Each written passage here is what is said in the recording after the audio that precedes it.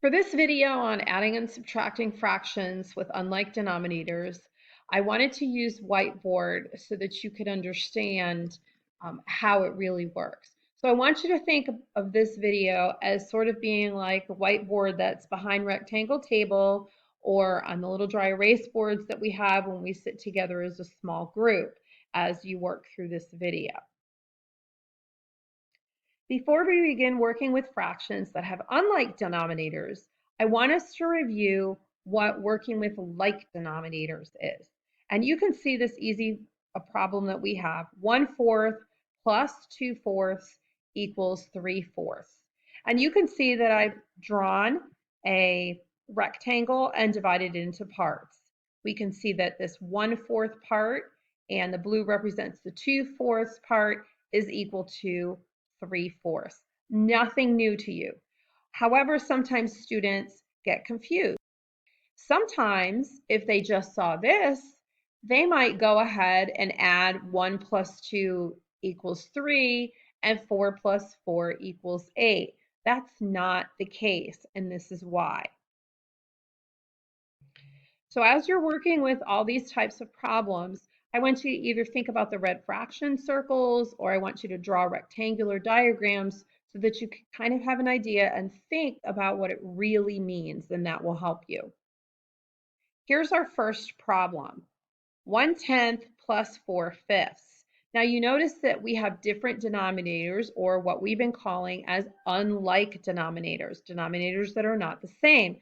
So we can't do the same thing that we do in our other problem. We can't say 1 plus 4 is 5 and 10 plus 5 is 15 to give us the right answer. That's incorrect. The setup is very, very important when you are working with unlike denominators. I'm going to show you how to set up, and then I'm going to show you rectangle things so that you can understand how it works as well. Here's how I want you to set your problem up. We took that 1/10 and we put it this way, and our 4/5 and put it this way. We're not going long ways. We're not going in that fashion because we have a lot of things to do on the other side. We're putting our equal sign, we're making sure that we're lined up, and we put our fraction bar because we ultimately have to make sure that we have a denominator that is the same, because we can only add fractions when they have like denominators. So this is the first step. So if you're following along with the video, pause the video right now, get out a pencil and paper, and write this down in the way that I've just done so that you have an idea of how it will work. Pause the video. Now, I've gone ahead and I filled in 10 for the denominator. Notice I don't have any numerators now because I'm not dealing with them yet. I'm just choosing my denominator. I looked at the 10 and I looked at the 5 and I thought about, well, what could both 5 and 10 go into? Well, they can go into 10. So that's what I chose to be my denominator. Go ahead and pause the video and fill in the denominators as 10. Now, here's the part that is a little harder to figure out how we get our numerator in. This part's kind of easy because we know that 1/10 is going to equal to 1/10. So our numerator is simply 1 because 1/10 is going to equal 1/10. That's easy. Think about what that means for a minute.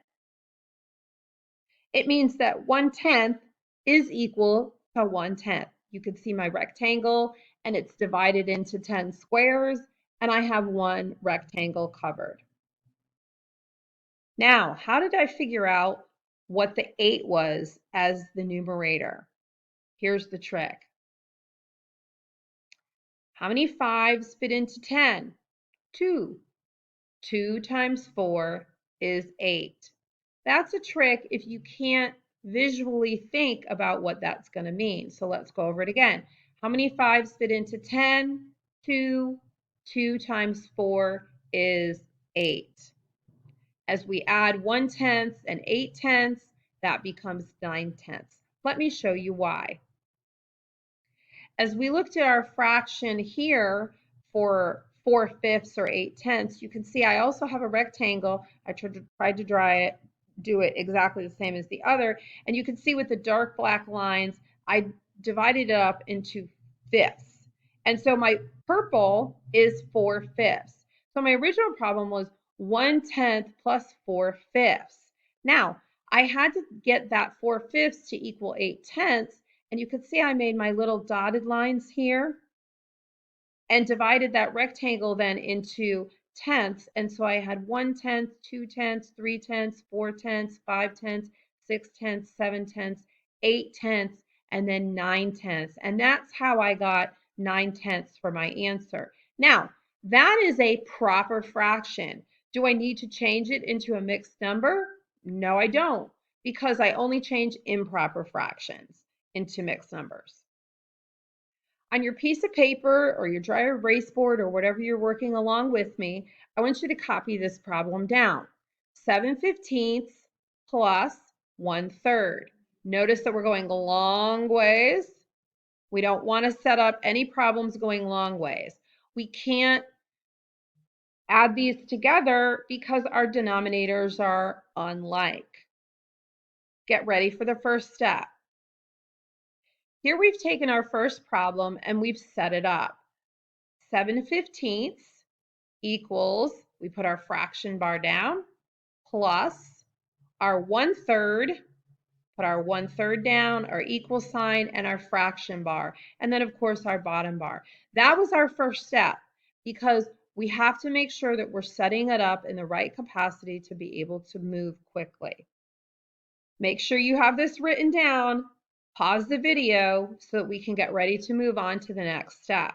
You probably are already thinking about what those denominators are going to be. If you are, good for you. Let's take a look and see what they'll look like. If you chose 15, you were correct. The 15 and the 3, they both go into 15 evenly. So in this step, all I'm doing underneath that fraction bar is writing 15 because that's what I've chosen. Now, for my numerator that I have to fill in is simply the same because 7/15 is equal to 7/15. That part is easy. Here, how did I get the 5? Well, how many 3's fit into 15? 5 do. 5 times 1 is 5. Now I can add because I have denominators that are both the same, or I have like denominators. 7/15 plus 5/15 gives us 12/15. Do I have to change 12/15 into a mixed number? No, I do not, because it's a proper fraction. Only improper fractions get changed into mixed numbers. Here's one more. Get your pencil and paper and dry erase board and copy down your new problem. 2/3 plus 1/2. We notice that we have unlike denominators, so we can't add straight across. We can't say 2 plus 1 is 3 and 3 plus 2 is 5. Can't do that because our denominators are not the same. Get ready to write down the first step. If you remember, the first step was just to set it up so that they were going up and down, and our equal signs were lined up.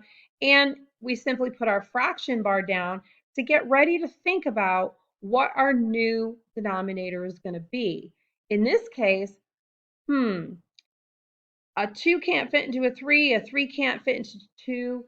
Is there anything that a 3 and a 2 can both fit into evenly? Pause the video. If you wrote a 6 for your new denominator, you were correct because there are how many 3's fit into 6 and how many 2's fit into 6? They fit in evenly. Go ahead and pause the video if you haven't already wrote your 6's down for your denominator and get ready to move on to the next step. All right, what did you put down for numerators? Let's take a look at the first one. How many 3's fit into 6? 2. 2 times 2 is 4. Here's why. If you look at the black lines, you can see that I have divided this rectangle into 3 parts: 1/3, 2/3, and 3/3. Now, As I divided it up into 6, you notice that the red and the black create 6. So I've got 1 6 here, 2 6 here, 3 6 here, 4 6 here, 5 6 here, and 6 6 here. So you can see that 2/3 is equal to 4 6. Let's look at the other fraction. What did you choose for 1/2? Well, you probably maybe already have known that 1/2 is equal to 3 6 and why, but let's use our trick just to be sure. How many 2's fit into 6? 3. 3 times 1 is 3. And here's our fraction for 1/2 becoming 3 6. As you notice that I have this full rectangle and I divided it into half with the black lines. And then with the red lines and that black line, I divided it up into 6. 1 6, 2 6, 3 6, 4 6, 5 6, and 6 6. So 1/2 became 3 6. Now I can just go ahead and add because my denominators are the same. 4 6 plus 3 6 gives us 7 6. Yay! Wait a minute, I'm not done. Why am I not done this time? Because I have what? An improper fraction.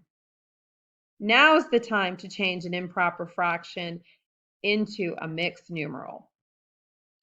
My answer is now 1 and 1 6. I can check it both ways. 6 times 1 is 6 plus 1 is 7, and I got 7 6. So I am good to go. I want you to look at our drawings for a minute so that we can understand how we got 7 6. Remember how we took those rectangles and we divided them up with the red lines into 6 parts? Well, let's see how we got the 7 6. 1 6, 2 6, 3 6, 4 6, 5 6, 6 6, which equal one whole thing, and 1 6 became 1 and 1 6. Remember to watch this video as many times as you need to before you start working on the worksheets to make sure that you fully understand.